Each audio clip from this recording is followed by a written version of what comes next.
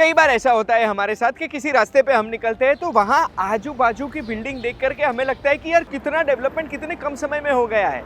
मान लीजिए अगर रोड रास्ते को देखकर ऐसा लगता है तो फिर कई शहर अगर हम बड़े बड़े डेवलप होते हुए देखेंगे तो हमें कैसा लगेगा।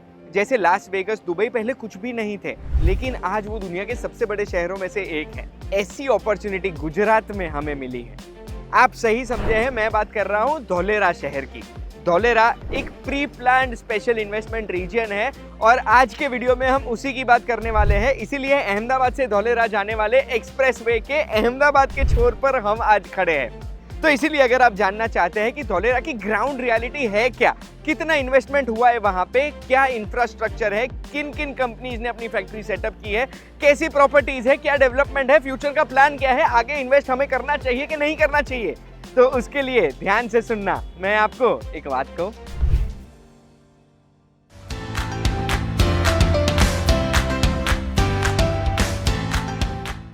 वॉचिंग एक बात को, माय नेम इज गुंज ठक्कर और अहमदाबाद से करीब करीब 100 किलोमीटर दूर हम आ चुके हैं धोलेरा स्पेशल इन्वेस्टमेंट रीजन में। थोड़ा सा बाहर हूं मैं धोलेरा से, लेकिन आज के इस छोटे से वीडियो में मैं आपको धोलेरा की ग्राउंड रियलिटी बताने वाला हूं। यानी गुजरात का नहीं, इंडिया का नहीं, एशिया का जो सबसे बड़ा कार्गो कम पैसेंजर इंटरनेशनल एयरपोर्ट बनने वाला है, उस एयरपोर्ट का काम कहां तक पहुंचा। उसके अलावा पिपली जंक्शन कितना डेवलप हुआ है, जिसके बारे में काफ़ी सुनने को आ रहा है। अरे उतना नहीं, इसके अलावा बहुत सारी सेमीकंडक्टर फैक्ट्रीज की अनाउंसमेंट हमने सुनी है। तो ये जो टाटा वाली सेमीकंडक्टर फैक्ट्री है उसका काम कहाँ तक पहुँचा, एशिया का सबसे बड़ा सोलर पार्क जो यहाँ पे डेवलप होने वाला है उसका डेवलपमेंट कितना हुआ, एक्टिवेशन एरिया यानी जो इंडस्ट्रियल एरिया है धोलेरा का उसका डेवलपमेंट कितना हुआ, और उसके अलावा हमें अगर इस डेवलपमेंट का पार्ट बनना है तो हम कैसे धोलेरा में इन्वेस्ट कर सकते हैं, कहाँ कर सकते हैं और किन के साथ, ये सारी इंफॉर्मेशन इस वीडियो में देने वाला हूं। तो कहीं जाना नहीं, चलिए मेरे साथ। धोलेरा शहर दिखाने से पहले मुझे आपको ये जगह दिखानी है। कौन सी जगह है ये बताऊं उससे पहले मुझे आपको बताना है कि धोलेरा एक ग्रीनफील्ड शहर है। ग्रीनफील्ड शहर का मतलब क्या होता है? ग्रीनफील्ड यानी एक ऐसा शहर जो पहले एग्जिस्ट ही नहीं करता था, प्लान करके उसे डेवलप किया गया है। अब किसी भी शहर का प्लानिंग होता है तो उस प्लानिंग में सबसे पहला प्लानिंग होता है उस शहर को पॉपुलेशन सेंटर से जोड़ने का। किसी भी शहर को अगर पॉपुलेशन सेंटर से आपको जोड़ना है तो 3 रास्ते हैं, एयर, रोड्स एंड रेल। उसमें से जो एयर वाला कंपोनेंट है उस कंपोनेंट को दिखाने के लिए मैं आपको लेकर आ गया हूं एशिया के सबसे बिगेस्ट कार्गो कम पैसेंजर एयरपोर्ट को दिखाने। ये एयरपोर्ट में कार्गो वाला जो पार्ट है यानी कार्गो एयरपोर्ट ऑपरेशनल हो जाएगा दिसंबर 2026 से। इस एयरपोर्ट को डेवलप करने के लिए जो जगह अक्वायर की गई है वो है 1426 हेक्टेयर्स। अब इस 1426 हेक्टेयर में डेवलप होने वाला ये एयरपोर्ट है जिसमें कार्गो तो शुरू हो जाएगा, लेकिन अगले 2-4 सालों में जब तक पैसेंजर वाला कंपोनेंट भी शुरू हो जाएगा तो पैसेंजर लोड और कार्गो लोड जितना ये हैंडल करेगा ना, ये इस एयरपोर्ट को एशिया का सबसे बड़ा एयरपोर्ट बना देगा। आप देख सकते हैं कि मेरे पीछे कंपाउंड वॉल रेडी हो चुकी है, उसके अलावा काफ़ी सारे स्ट्रक्चर्स और रनवे का काम भी शुरू हो चुका है, यानी दिसंबर 2026 डेडलाइन तो ये पूरी कर ही देगा। एक और चीज़ मैं आपको बताना चाहता हूँ, एयरपोर्ट के आसपास 3 तरफ आर्टिफिशियल रिवर को भी डेवलप किया जा रहा है ताकि एयरपोर्ट का ब्यूटिफिकेशन हो जाए। अब ये तो हो गई एयरपोर्ट की बात। इसके बाद रोड और रेल कंपोनेंट जो जोड़ने वाला है आबादी सेंटर्स को धोलेरा से, वो मैं आपको दिखाने लेके जाने वाला हूँ। तो चलिए मेरे साथ। अब ये जो आपको सामने हाईवे दिख रहा है, अहमदाबाद से धोलेरा आते हुए आप कोई भी रोड पकड़ोगे ये हाईवे आपको दिखेगा।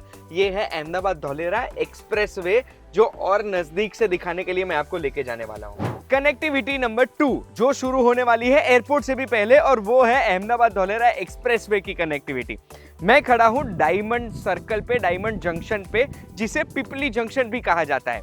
अब ये पिपली जंक्शन तो सिर्फ एक पार्ट है इस कनेक्टिविटी का, क्योंकि दिल्ली मुंबई इंडस्ट्रियल कॉरिडोर पे जो धोलेरा सिचुएटेड है वो कॉरिडोर को कनेक्ट करेगा, नॉर्मल रोड नहीं, अहमदाबाद धोलेरा एक्सप्रेसवे। और इसका इंफ्रास्ट्रक्चर डेवलपमेंट तो आप देख ही सकते हैं कि इतना अमेजिंग रोड बनेगा कि अहमदाबाद से धोलेरा आप 45 मिनट से भी कम समय में पहुंच जाएंगे। अब एक्सप्रेसवे के दोनों रोड्स के बीच में आपने नोटिस किया होगा कि ये 30-30 मीटर की खाली जगह छोड़ी हुई है। ये किसके लिए छोड़ी है? ये है हमारी कनेक्टिविटी नंबर 3 के लिए, जो वंदे मेट्रो रेल्स आने वाली है, ये उसके लिए जगह छोड़ी हुई है, जिसका काम अभी तो शुरू हुआ नहीं है। लेकिन जैसा मैंने बताया आपको कि ये ग्रीनफील्ड शहर है, पहले से प्लान करके ही इसका कंस्ट्रक्शन शुरू हुआ है और इसीलिए वंदे मेट्रो ट्रेन्स के लिए जगह पहले से छोड़ दी गई है, ताकि जब वंदे मेट्रो ट्रेन्स का काम शुरू हो तो किसी को डिस्टर्बेंस ना हो। मेरे पीछे इंटरचेंज रोड है, ये एयरपोर्ट जाता है, एयरपोर्ट से तो हम आ गए, लेकिन अब हम एक्सप्रेसवे को पकड़ के सीधा जाने वाले हैं SIR एरिया में, यानी स्पेशल इन्वेस्टमेंट रीजन एरिया, यानी धोलेरा के मेन हार्ट में। चलिए मेरे साथ।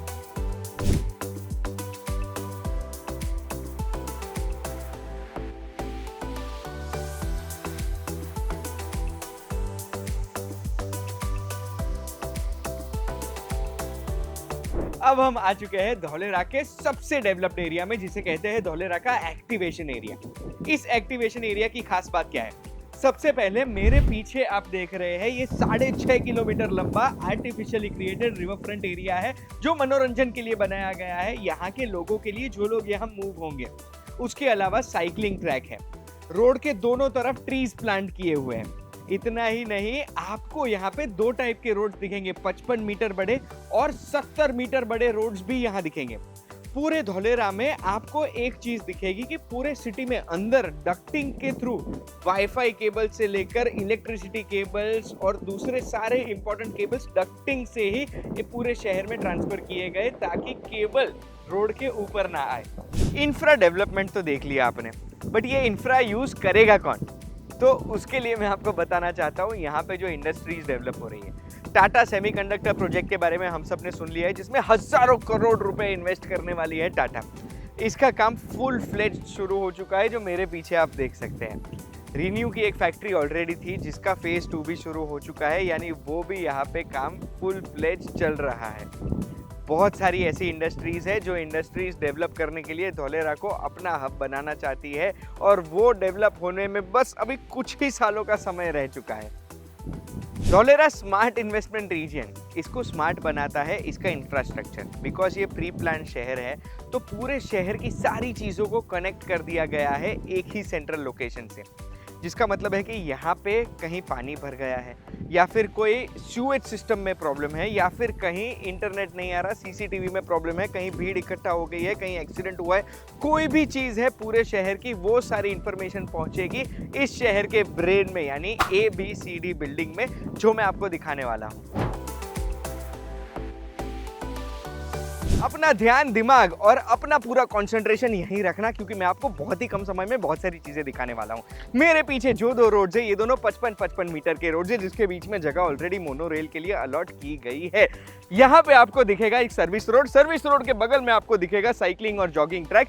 जिस साइकिलिंग जॉगिंग ट्रैक में आप ध्यान से देखेंगे तो आपको दिखेगा पेड़ का कवर। बेसिकली धूप के टाइम पे जॉगर्स और साइकिलर्स को कोई प्रॉब्लम ना हो, इसके लिए पहले से प्लान करके ट्री प्लांटेशन हो चुका है। इसके बगल में आपको ये बड़े जो रोड्स दिख रहे हैं, ये रोड्स 70 मीटर के रोड्स है। जिन दोनों 70 मीटर के रोड्स के बीच में जो जगह आपको दिख रही है, ये जगह भी मोनो रेल के लिए प्लान की गई है। और यही फायदा होता है ग्रीनफील्ड शहर का, कि पहले से जैसे प्लान किया है, वो प्लानिंग की वजह से जब आबादी यहाँ मूव होती है ना, तो उस आबादी को कोई भी प्रॉब्लम होती ही नहीं है।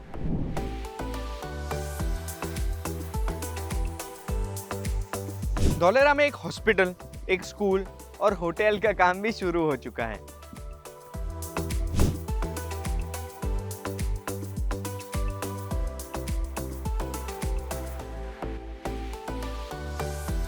अब जैसे मैंने पहले बताया, वैसे धोलेरा में मेरे पीछे जो 3 चीजें नई बन रही है ना, वो मैं दिखाने के लिए आपको लाया हूँ।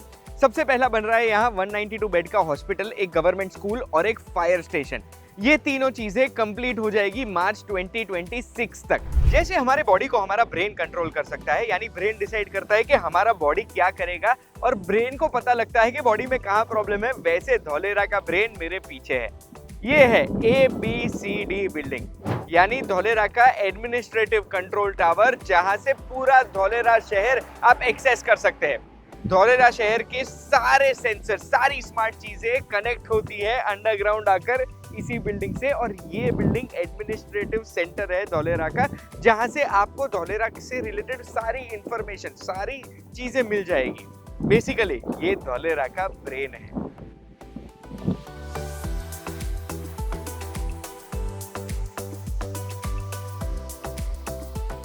धोलेरा शहर ना ऐसे प्लान किया गया है कि वो पूरा सेल्फ सस्टेनेबल हो जाए। यानी वहां पे सूएज ट्रीटमेंट प्लांट की भी तैयारी हो चुकी है, इंडस्ट्रियल ट्रीटमेंट प्लांट भी हो चुका है।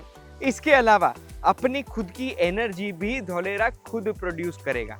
ऑलरेडी एक बहुत ही बड़ा सोलर पार्क डेवलप हो चुका है जो रेगुलरली बढ़ रहा है, जो अगले कुछ ही सालों में भारत का सबसे बड़ा सोलर पार्क बनने जा रहा है और ये सब होगा धोलेरा में। बेसिकली धोलेरा सिटी हमने देख लिया, ग्राउंड रियलिटी हमने समझ ली और ये समझने के बाद मुझे तो एक चीज पता लगती है कि यार धोलेरा में बरकत तो है। अभी डेवलप हो रहा है, तब इन्वेस्ट करेंगे, तब जाके आगे जाके हम पैसा कमा पाएंगे। तो ये इन्वेस्टमेंट कहाँ करना है, इसका भी जवाब मेरे पास है। चलिए मैं वहां लेके चलता हूं आपको।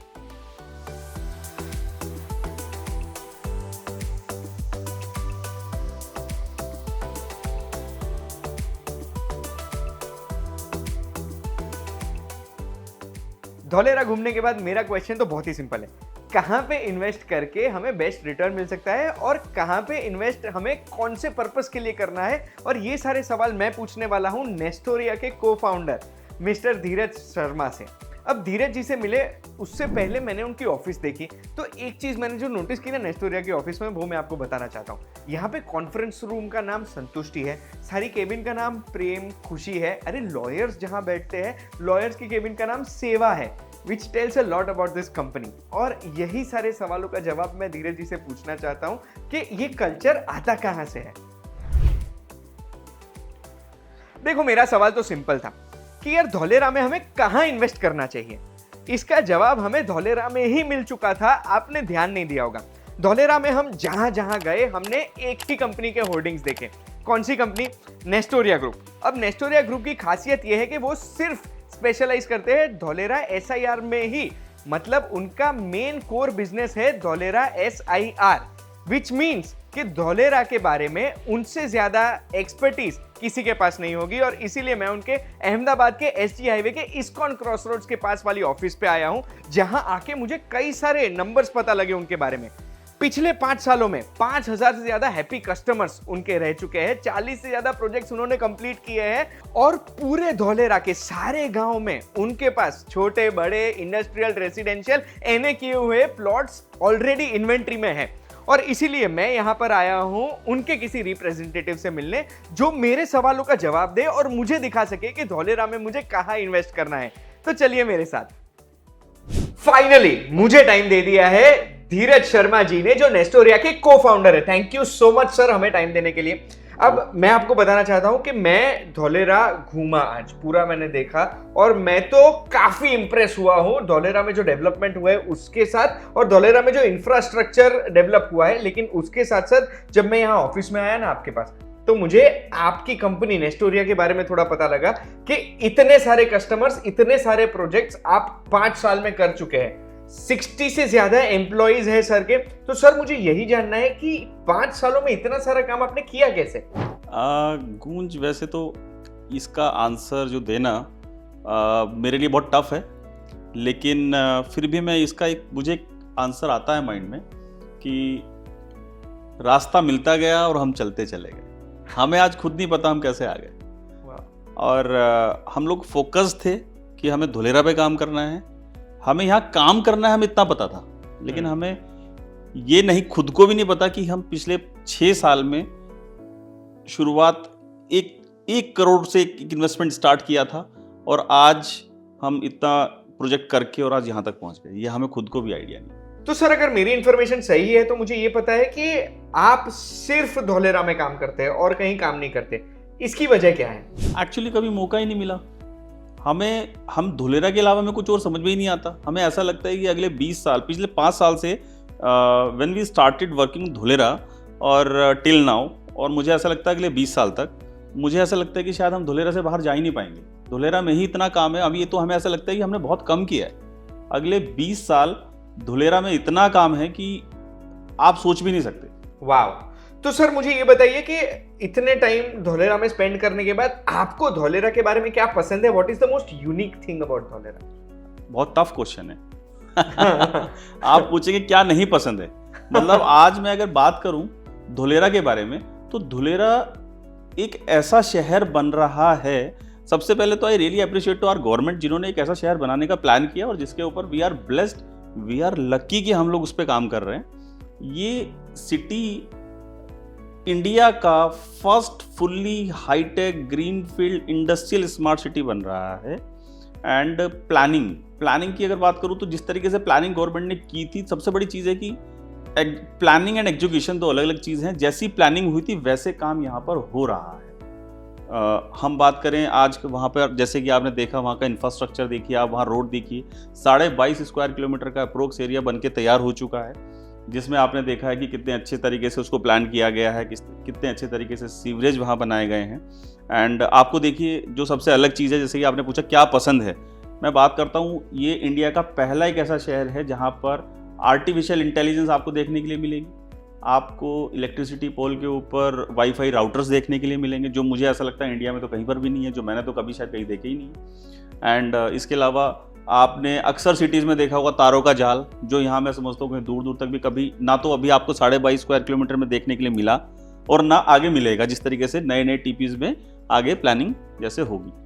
तो ये क्वेश्चन का आंसर देना बहुत टफ है कि क्या पसंद है। मैं समझता हूँ वहाँ सभी कुछ इतना अच्छे तरीके से प्लान किया जा रहा है। ब्यूटीफुल लेक्स बन रही हैं, ब्यूटीफुल इंफ्रास्ट्रक्चर, सबसे बड़ी चीज़ है कि बड़ी बड़ी इंडस्ट्रीज़ वहाँ रही हैं। इतना बड़ा इंडिया का सबसे बड़ा सेमीकंडक्टर प्लांट वहाँ लगा रहे हैं, जैसे कि आपने देखा भी होगा। एंड जिसका काम काफ़ी तेज़ी से स्टार्ट हो चुका है। इसके अलावा आपने वहाँ रिन्यू पावर देखा, वहाँ पे टाटा टोरेंट के सब स्टेशंस बन चुके हैं, 100+ वहाँ पर वाटर टैंक बन चुके हैं। तो ये सब चीज़ जो आपने आज वहाँ देखी हैं और जिस तरीके से आने वाले वक्त में वहाँ पे गवर्नमेंट का इंडस्ट्रीज़ को लेके आने का प्लान है। मैं अगर बात करूँ एम्प्लॉयमेंट जनरेशन के ऊपर, गवर्नमेंट जिस तरीके से सिटी में प्लान कर रही है, ये अपने आप में बहुत बड़ा स्ट्रॉन्ग और बहुत प्लान्ड फॉर्मेट है, बहुत अच्छा डिसीजन है। एंड उसके ऊपर जिस तरीके से गवर्नमेंट ने प्लानिंग किया है, उस तरीके से मुझे ऐसा लगता है काम हो भी रहा है और हम काम देख भी रहे हैं। पर सर ये बताइए, प्लानिंग में मुझे लगता है कि 2009 से SIR एक्ट लागू हो चुका था, तो प्लानिंग में इतना टाइम क्यों गया और ऐसी तो क्या प्लानिंग हो गई? देखिए एक्चुअली क्या है, कोई भी ये जो आप बात कर रहे हैं कि इतना समय क्यों लगा, इसका परफेक्ट आंसर अगर मैं दूं तो ये एक रीज़न है। SIR एक्ट की बात करूं, पहले तो मैं बात करता हूं स्पेशल इन्वेस्टमेंट रीजन। ये कोई छोटा 5 एकड़ 10 एकड़ 50 एकड़ का कोई टाउनशिप प्रोजेक्ट नहीं है। This is the huge city, 920 square kilometre, जो कि आज हम मुंबई से भी बड़ा बात करते हैं। सिंगापुर के एग्जाम्पल दिया, हम दुबई की बात करते हैं, सिंगापुर अप्रोक्स 750 स्क्वायर किलोमीटर में है, ये 920 स्क्वायर किलोमीटर में है। अगर आज हम मुंबई की बात करें तो लगभग 550-600 स्क्वायर किलोमीटर में आप मुंबई का एरिया है। तो मुंबई तो देखिए, मुंबई हो इतना बड़ा शहर है, आज उससे भी अप्रोक्स डबल ये सिटी बन रहा है। तो डेफिनेटली इतने बड़े सिटीज़ की प्लानिंग में तो टाइम तो लगेगा। और मैं एक चीज़ समझता हूँ, कुछ भी अगर अच्छा बनाना है तो बनाने से पहले सही प्लानिंग का होना बहुत ज़रूरी है। और मुझे ऐसा लगता है कि गवर्नमेंट ने जो 6-7 साल का समय है, जैसे कि हम बात करते हैं 2008-9 से प्लानिंग शुरू हुई, 2016 तक उसके प्लानिंग प्रोसेस पे काम हुआ। तो मैं इसके बारे में आपको बताना चाहता हूँ। आज अगर हम एक घर भी बनाते हैं, घर बनाने से पहले हम एक प्लॉट खरीदते हैं। खरीदने में 2 तरीके हैं। पहला तरीका है कि मैं एक आर्किटेक्ट के पास जाऊँगा, एक अच्छे आर्किटेक्ट से उसका एक नक्शा बनवाऊँगा। नक्शा बनवाने के बाद फिर प्लानिंग होगी, भैया कहाँ मेरी कार पार्क होगी, कहाँ मेरे रूम बनेंगे, कहाँ मेरा ड्राइंग रूम, बेडरूम, किचन, वो सब प्लानिंग अगर ठीक से होगी तो ही एक अच्छा घर बन पाएगा। सेकंड वे है, आप जाइए प्लॉट खरीदिए, एक कॉन्ट्रैक्टर को बुलाइए, उसको बोलिए भैया एक ईंट यहाँ रखिए, एक ब्रिक्स यहाँ रखिए, यहाँ पे दीवार खड़ा कर दीजिए। वो एक अनप्लान्ड फॉर्मेट है, उस पर कभी आप अच्छा नहीं बना सकते। जैसे कि जनरली इंडिया में आपने देखा होगा बहुत सारे छोटे टाउन भी हैं, एक कॉलोनी कटी, उसके पीछे एक छोटी बन गई, कहीं 10 फीट का रास्ता है, कहीं 5 फीट 6 फीट की गली है, तो कोई प्लानिंग ही नहीं है, गाड़ी जाएगी तो दूसरी आ ही नहीं सकती। उसमें इशू क्या है कि सही तरीके से प्लानिंग नहीं हो पाई। यहाँ पर क्या है, पूरा सिटी बनने से पहले एक सही प्लानिंग, मतलब हम उसको एक तरीके से बोले तो सही तरीके से नक्शा, प्लानिंग, प्रोसेसिंग सही तरीके से की गई, जैसे कि गवर्नमेंट ने। और उस प्लानिंग प्रोसेसिंग में इतना साल का समय लगने के बाद जब काम शुरू हुआ, तो आज वही प्लानिंग आपको 22.5 स्क्वायर किलोमीटर में देखने के लिए मिलती है, जिसको हम जाकर देखते भी हैं। और देखने के बाद हमें लगता भी है कि हाँ, गवर्नमेंट जो कर रही है, जो प्लानिंग की, वो बहुत अच्छे तरीके से की, जो हमें वहाँ देखने के लिए मिलती है। आने वाले वक्त में आपको बहुत नए डेवलपमेंट्स, बहुत सारी जॉब अपॉर्चुनिटीज़, और ये शहर डेफिनेटली बहुत सुंदर बनने जा रहा है। आप ट्रस्ट कीजिए, आप आइए, इस शहर को एक बार देखिए ज़रूर। उसके बाद आपको इस शहर से प्यार हो जाएगा, आप प्लान करेंगे कि हम यहाँ आए, अपना फ्यूचर बनाएं। वाह, आपको प्यार है शहर से, वो तो मैं समझ गया। अब अगर किसी को प्यार होता है इस शहर से, तो उनके 2 सवाल होते हैं। पहला, कि अगर वो इस शहर में पैसे इन्वेस्ट करते हैं तो वो कितना रिटर्न एक्सपेक्ट कर सकते हैं, और दूसरा उन्हें कहाँ इन्वेस्ट करना चाहिए? चलिए मैं आपको पहले क्वेश्चन का आंसर देता हूं कि कितना ग्रोथ की बात अगर करें तो इस शहर में लगभग 10% से लेकर 40% एनुअल ग्रोथ तक तो मैंने देखी है, और कहीं इससे ज़्यादा भी देखी है। अब बात करें आने वाले वक्त की बात, तो आने वाले वक्त तो किसी ने नहीं देखा, लेकिन जिस तरीके से यहाँ डेवलपमेंट हो रही है और जिस तरीके से गवर्नमेंट प्लानिंग कर रही है, अगले 10 साल में आपको इस शहर में 4 से 5 गुना ग्रोथ तो डेफिनेटली देखने के लिए मिलेगी अगले 10 साल में। और ये एक ऐसा शहर है, ऐसी सिटी बनने जा रहा है जिस तरीके से यहाँ गवर्नमेंट प्लानिंग कर रही है, डेवलपमेंट हो रहा है। और जैसे कि मैंने भी बताया कि शहर की प्लानिंग में गवर्नमेंट ने पूरा जोन प्लानिंग, मतलब कहाँ एंटरटेनमेंट जोन होगा, कहाँ रेजिडेंशियल होगा, कहाँ इंडस्ट्री बनेगी, वो सब प्लानिंग बहुत अच्छे से की गई है। किसी भी शहर को अच्छा बनाने के लिए प्लानिंग बहुत मैटर करती है कि उस शहर में ये प्लान किया जाए कि इंडस्ट्री कहाँ होगा, रेजिडेंशियल कहाँ होगा, एंटरटेनमेंट जोन कहाँ बनेगा, स्पोर्ट्स एंड रिक्रिएशन एरिया कहाँ बनेगा, कमर्शियल जोन कहाँ होगा, बच्चों के लिए एंटरटेनमेंट, स्कूल्स, ई जोन, एजुकेशन जोन, ये सब प्लानिंग्स गवर्नमेंट ने पहले से इस सिटी में कर दी हैं, जो मैं समझता हूँ इस सिटी के डेवलपमेंट एंड ग्रोथ में बहुत बड़ा रोल प्ले करेगी। अब सर अगला सवाल, ये ग्रोथ को देख करके इतने बड़े 10% to 40% is a very big number एक साल में अगर आप रिटर्न की बात करें तो कई बार ऐसा भी होता है कि कुछ लोगों को ऐसा भी डर रहता है कि यार धोलेरा में मेरे साथ कोई गलत ना हो जाए या कोई मेरे साथ कोई छेड़खानी ना कर दे। तो अगर किसी को सेफली धोलेरा में इन्वेस्ट करना है तो कौन सी चीजों का ध्यान रखना पड़ेगा? देखिए, आपने सबसे पहले बात की सेफ्टी की, बहुत अच्छा क्वेश्चन है। आज अगर मैं गुजरात में रहता हूँ और मुझे कोई सजेशन करे कि भैया आप इन्वेस्टमेंट कीजिए किसी दूसरे स्टेट में, तो सबसे पहले मैं ये देखूंगा यार मेरा डिस्टेंस क्या है, फिर दूसरा मैं देखूंगा कि मेरा यहाँ पर सेफ्टी क्या है, जो सबसे बड़ा फैक्टर है।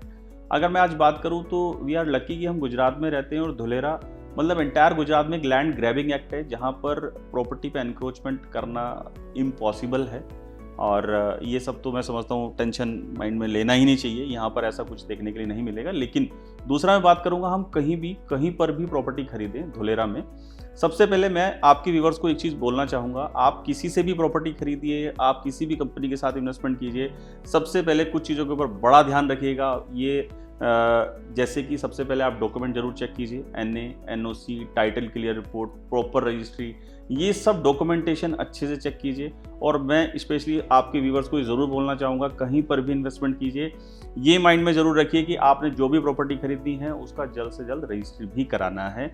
आपको पूरा राइट्स है, आप बिल्डर से, जिस डेवलपर से, जहाँ से भी इन्वेस्टमेंट करते हैं, उनसे आप इस बारे में आप पूछिए कि जो इन्वेस्टमेंट मैं आपके साथ कर रहा हूँ, ये इन्वेस्टमेंट या ये प्रॉपर्टी का आप रजिस्ट्री मुझे कितने दिन में करके देंगे। ये बिल्डर का रिस्पॉन्सिबिलिटी है, डेवलपर का रिस्पॉन्सिबिलिटी है कि वो बायर की रिक्वायरमेंट का पूरा ध्यान रखे, उसको सेफ इन्वेस्टमेंट करा के दे, टाइटल रिपोर्ट हो, NA, NOC, title clear report, सारे डॉक्यूमेंट ठीक से चेक कराए, और ये आपको मांगना है, आपका राइट्स है चेक करना। अब धोलेरा की आपकी जर्नी के बारे में बात करते हैं कि वो जर्नी कैसे शुरू हुई। जैसे कि अभी मैंने आपको बताया कि मैं चंडीगढ़ सिटी में रहा, उसके बाद फिर मैंने मुंबई में भी काम किया कुछ साल। मुंबई के बाद एक बार मैं धुलेरा विजिट के लिए आया, किसी एक मेरे फ्रेंड के थ्रू बात हुआ, डिस्कशन हुआ और धुलेरा विजिट करने का मौका मिला। तो मुझे ऐसा लगा कि यार धुलेरा मतलब ये पेपर में ही है, आई डोंट थिंक सो कि ये सिटी कुछ बनेगा, कुछ चीज़ें होती हैं जो सिर्फ पेपर्स पे ही होती हैं। जब मैं आया और मैंने ग्राउंड पर आकर सिटी को देखा, मैं लोगों से मिला, मैंने लोगों का यहाँ पर एंथू देखा, लोगों से मिलने के बाद जब मैंने यहाँ की पॉजिटिविटी देखी, तो मुझे लगा कि नहीं यार ये सिटी परफेक्ट है। हाँ, बात करूँगा पिछले 3-3.5 साल में और आज में ज़मीन आसमान का अंतर है। डेफिनेटली आने वाले 3 साल के बाद बहुत गेम चेंज हो जाएगा, बहुत सारी चीज़ें आपको नहीं देखने के लिए मिलेंगी, जैसे जिनका काम भी चल भी रहा है। अब आपने पूछा कि मेरा कैसे मैं यहाँ शुरुआत हुआ, 3-3.5 साल पहले मैं आया था, मैंने काम शुरू किया। मेरा फर्स्ट 2 to 6 मंथ ऐसा था कि डाइसी सिचुएशन होती है कि यार करें कि नहीं करें, ये सेफ़ है, सिक्योर है कि नहीं है। बट जब मैं आया, मैंने जैसे भी आपको अभी आपके व्यूवर्स को बताया कि आप कोई भी प्रॉपर्टी खरीदें या कोई भी इन्वेस्टमेंट करें या कराएं, सबसे पहले डॉक्यूमेंट में क्लियर और ट्रांसपेरेंट रहें। डे 1 से मैं नेस्टोरिया ग्रुप, आई एम को फाउंडर, हम लोगों ने डे 1 के साथ जो कंपनी की ट्रांसपेरेंसी को देखा है, कंपनी के प्रोसेस को देखा है, कंपनी के डॉक्यूमेंटेशन को देखा है, वो देखते हुए मुझे लगा कि नहीं, that city is very good for investment and very good for growth and very good for customer safety. मुझे जहां तक पता है धोलेरा में एक सस्टेनेबिलिटी प्लान भी बना चुके हैं। इलेक्ट्रिसिटी वही प्रोड्यूस होगी जो सोलर पार्क 300 मेगावाट का सोलर पार्क जो हमने देखा वो 5000 मेगावाट तक की कैपेसिटी बढ़ाएगा। सीवेज ट्रीटमेंट प्लांट है, कोई भी वेस्ट धोलेरा से बाहर नहीं जाएगा। और मुझे आज ही पता लगा कि वहां पे एक बायोगैस प्लांट भी आएगा नेचुरल गैस रिक्वायरमेंट्स के लिए। Everything is inbuilt. तो ये धोलेरा को लेकर के आपका विजन क्या है? Like where do you see Dholera अगले 20 सालों के बाद? बहुत अच्छा क्वेश्चन है। इसका आंसर वैसे मेरे लिए बहुत लंबा हो सकता है, लेकिन फिर भी मैं शॉर्ट में ब्रीफ करने की कोशिश करूंगा आपके व्यूअर्स को। धोलेरा एक बहुत प्लान फॉर्मेट है, मैंने अभी आपको बताया, मैं फिर से बताता हूँ। धोलेरा की प्लानिंग गवर्नमेंट बहुत बड़े इन डेप्थ लेवल पे, जैसे कि इंडिया का first greenfield industrial smart city है, मैंने अभी भी बताया और मैं आपको फिर से थोड़े इसके बारे में बताने की कोशिश करूंगा। इस शहर आर्टिफिशियल इंटेलिजेंस मैंने आपको बताया, इसके अलावा ये शहर के अंदर आपको पूरा sewage system, ICT, power, gas, electricity सब कुछ अंडरग्राउंड है। अक्सर क्या होता है, आपने सिटीज़ में देखा है, कभी 3G है तो 4G है, 5G है, जब भी कुछ ऐसा होता है फिर डिगिंग शुरू होती है, पाइप जलते हैं।